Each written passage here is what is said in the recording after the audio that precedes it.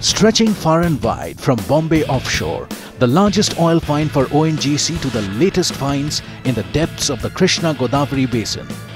ONGC's story is not just about the machines, but also about forging partnerships and adopting new technologies to keep the story ahead. But is the story of a company only about its machines and alliances? ONGC today is the biggest state-run company, and every ONGCian has played a crucial role in crafting the jewel crown. These are the people who have taken great risks, putting their jobs ahead of family and friends to produce the energy that is propelling the growth engine of the Indian economy. मुझे thalassaemia हुआ था। जब thalassaemia क्या था वो चीज़ हमें पता ही नहीं थी। ONGC लोग आए, फिर उन्होंने हमें जानकारी दी कि थैलेसीमिया क्या होती है। फिर उन्होंने हमें टैबलेट दी। उसके बाद थैलेसीमिया का टेस्ट हुआ मेरा, तब वो नेगेटिव हो गया।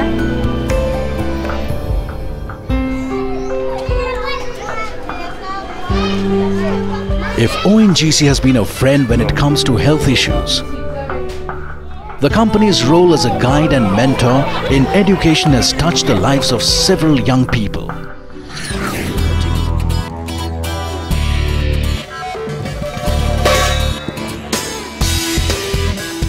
Taking fear out of faces is an innovative sequence that aims to ease the apprehensions of people buying health insurance. Each of the alphabets in the word fear was rigged up and shot separately at different locations in Mumbai. And finally, the entire installation was set up in an open space.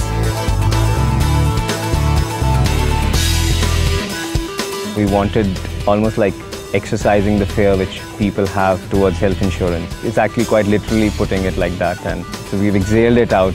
You don't build a company, you build people, and then people build the company. They work with passion to build a great one when they have the right leaders and enablers. Which is why we built Candle, the people platform your company needs and deserves. It not only brings every aspect of HR in one place, but also helps you build a more productive and collaborative workplace. While the doers take a break, Candle takes care of all their everyday headache. It automatically captures attendance and checks them in when on field, preempts their leaves and time offs, scans their bills for expense details, tracks their issues for timely resolutions, and a lot more. Candle lets the leaders move away from inconvenient data overkill by providing all the insights they need to understand the team's spirits and monitor their performance, anywhere, anytime. It takes them closer to their nirvana with real-time analytics for smarter decision-making. Candle eliminates HR's insane juggling between multiple unconnected tools. It securely maintains digital records of all employees, ensures accurate payroll, lets you hire, onboard, and nurture the best talent, and reward their awesome performance. Additionally, it takes care of all the time-consuming admin work effortlessly and lets HR focus on what matters most, the people. Candle lets you manage the entire spectrum from hire to retire painlessly and enables you to win in the marketplace by first winning in the workplace. Visit Candle.com today and make your company future ready. The future of the small screen now lies on even smaller screens. On laptops, your iPad, and smartphones, and what have you. This reduction in size is slated to give you, the viewer, to catch everything and anything on the go. So what will the future of TV look like? We at Hunar TV believe that the future of TV is all about connecting people. Picking and choosing the strands of information that connect us to the larger humanity. So with art, music, books, culture, and of course films as well, we hope to bring you closer to the world of ideas, of change, thought and beauty. Hunar TV aims to bring all these connecting links within your reach, anytime, anywhere. Hunar means artistic talent. That special something that you can do with your hands. And we want to nurture this collective talent, Promote it, flash it. and make connections across the world. We hope you will come and join us at Hunar TV, making art accessible.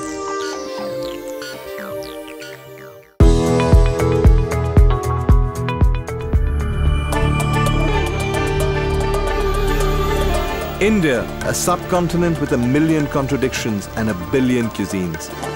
In over 3 decades as a journalist, I've traveled its length and breadth.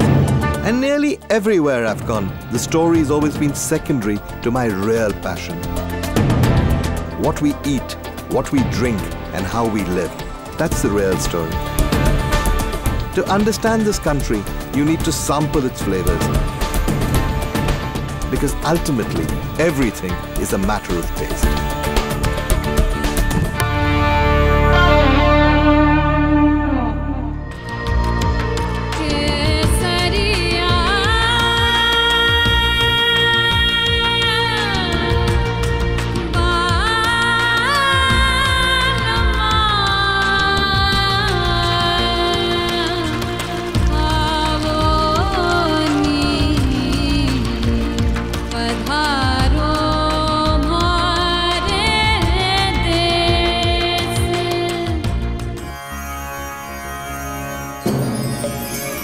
While Jaipur was cashing in on the international prominence of its erstwhile rulers, the oldest Rajput house, the rulers of Udaipur, had followed suit.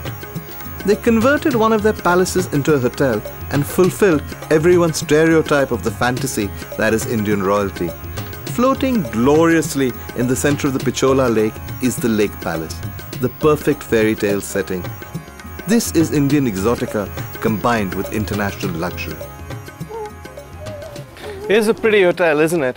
But you know, when I first came here, this is in the early 1960s when I was a small boy, it wasn't quite so impressive. In those days, it was run by the Udaipur royal family themselves.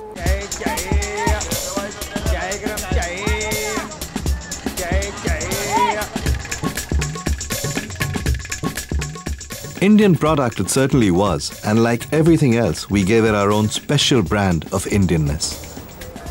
It's not quite tea with the Queen at Buckingham Palace, but this is how we drink tea in India. It's like Indian food. It's intense, it's milky, it's spicy, it's overcooked. Obviously, in my case, the focus was on Darjeeling, once fondly known as the Queen of the Hills. Having no desire to spoil the curry or the tea with my hurry-burry, I gave the toy train a miss and I sped up the hill. Lest I be accused of having no soul, whichever way you travel up, the surrounding hills are dotted with tea plantations and are a completely spectacular sight. I'm not much of a morning person, but I'm glad I made the effort. With no clouds to cover it, the Himalayan peak of Kanchenjunga is an incredibly awe-inspiring sight.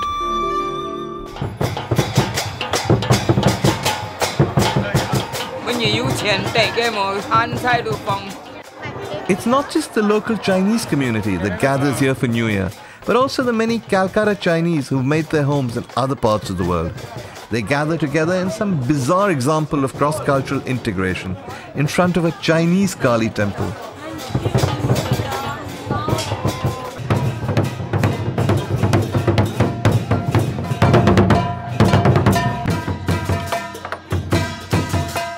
The dragons dance, the drums pound relentlessly, boys climb onto each other's shoulders to compete in dangerous games. It's the one night they celebrate their Chinese origins, the one Chinese night for a community that spends the rest of the year being Indian.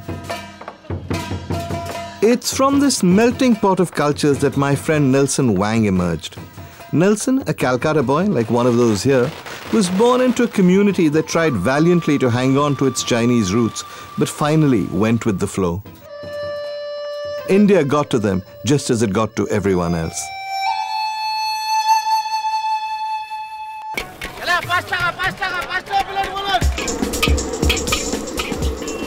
The Indian streets exploded with their interpretation of Chinese food. Every street corner, every available wok, every bottle of strained sauce. They were all pressed into service, and suddenly everyone was cooking Chinese.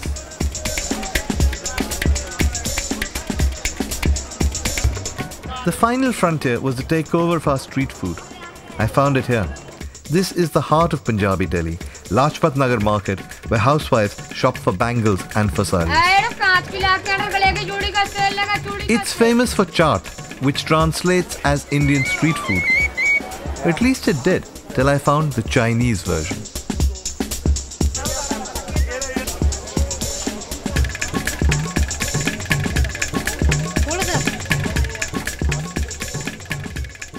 Welcome to Mauritius! Bienvenidos a l'île Maurice! Bienvenidos a Isla Mauricio! Bienvenue à l'île Maurice. 欢迎来 Mauritius! Mauritius में आपका स्वागत है. Welcome to the land of sun and sand. Welcome to Mauritius. Well, you shop pretty much everywhere in any country that you go to, but the real fun and excitement is to hit the local market and dip in the local flavor. Hello? Teeming streets, bustling markets and warm people. The old world charm of Mauritian markets could have been a scene from the history books. But the only difference is that it's not sepia tinted but as vibrant as the real life colours. Carottes! You're watching What's Cool and we're still in Mauritius. Now if you thought Mauritius is only about sun, sand and water, you're mistaken.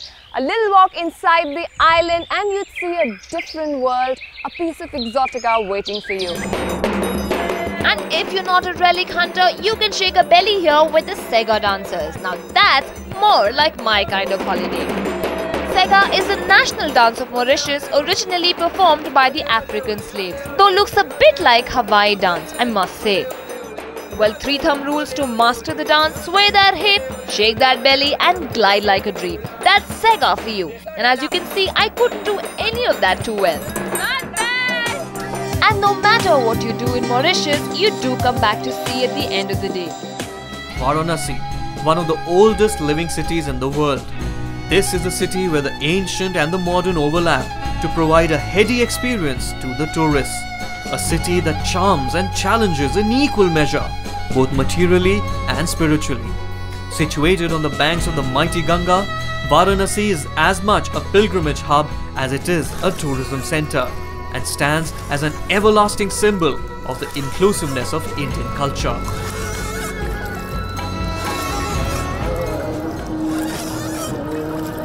Varuna और रस्सी के मध्य में जो बसी वह वाराणसी कहलाई। इसका आनंद कानन नाम था प्राचीन काल में काशी का। इस जो शब्द है यह है काशी, एक आनंदमयी स्थान, मोक्षदायिनी है, आनंद भी देती है।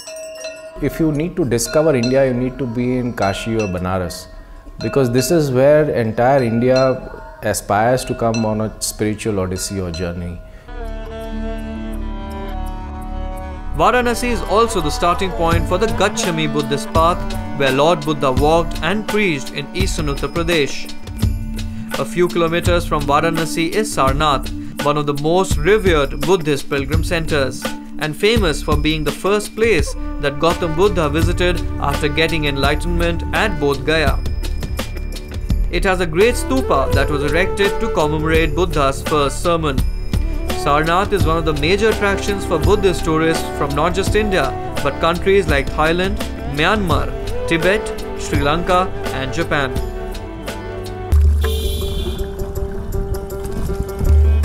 Covering 3 very distinct regions, Agra, Lucknow and Varanasi, Uttar Pradesh's heritage arc traverses across great swaths of Indian geography, history, heritage, art, culture, cuisine and tradition to provide a once-in-a-lifetime experience to tourists.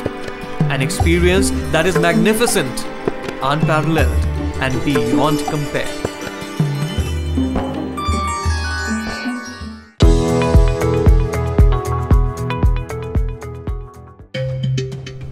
With the hope that a day will come when the world will realize that men are human too. There can't be peace and harmony in the society where men are bashed, hated, demonized and looked down upon just because of their gender. There is a movement which is taking place, a movement which will mark history in many ways in the times to come.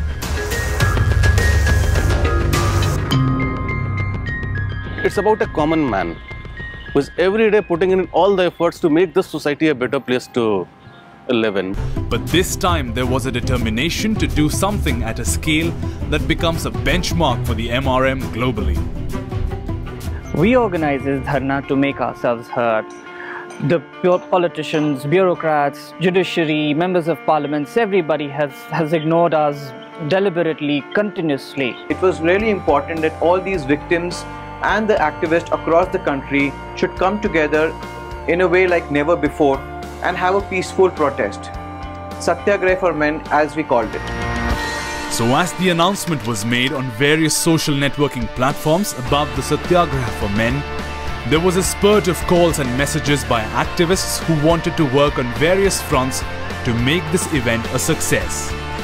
Teams from various chapters of the Save Indian Family movement from Punjab, Haryana, Himachal, Uttar Pradesh, Madhya Pradesh, Maharashtra, Gujarat and other parts of the country started making their travel arrangements as if it was one big family coming together for an occasion never to be missed. These are the men suffering from domestic violence, towards misuse of gender-biased laws, misuse of rape laws, misuse of 498A. There are a whole lot of problems that men are facing. And we get all this on our helpline numbers. And the day that everyone was waiting for finally arrived.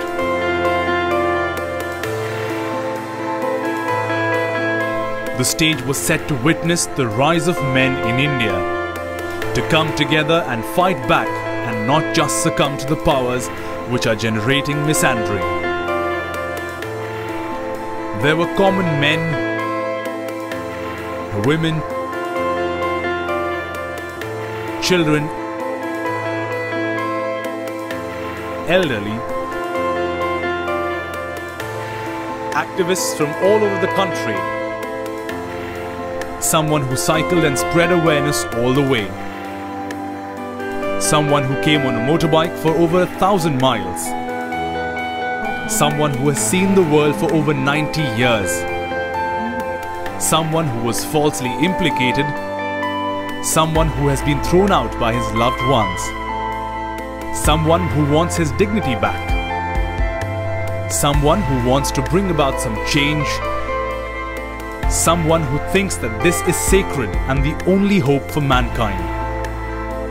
So, the nobody, the somebody, the everybody, they were all there in thousands, without a slightest of botheration about the scorching heat or any kind of discomfort whatsoever.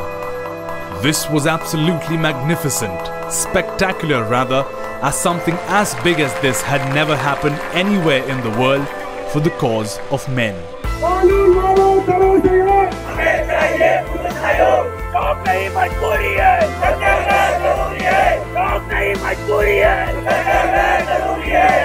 The paths were being paved. The crowd was getting inspired, excited and immensely motivated.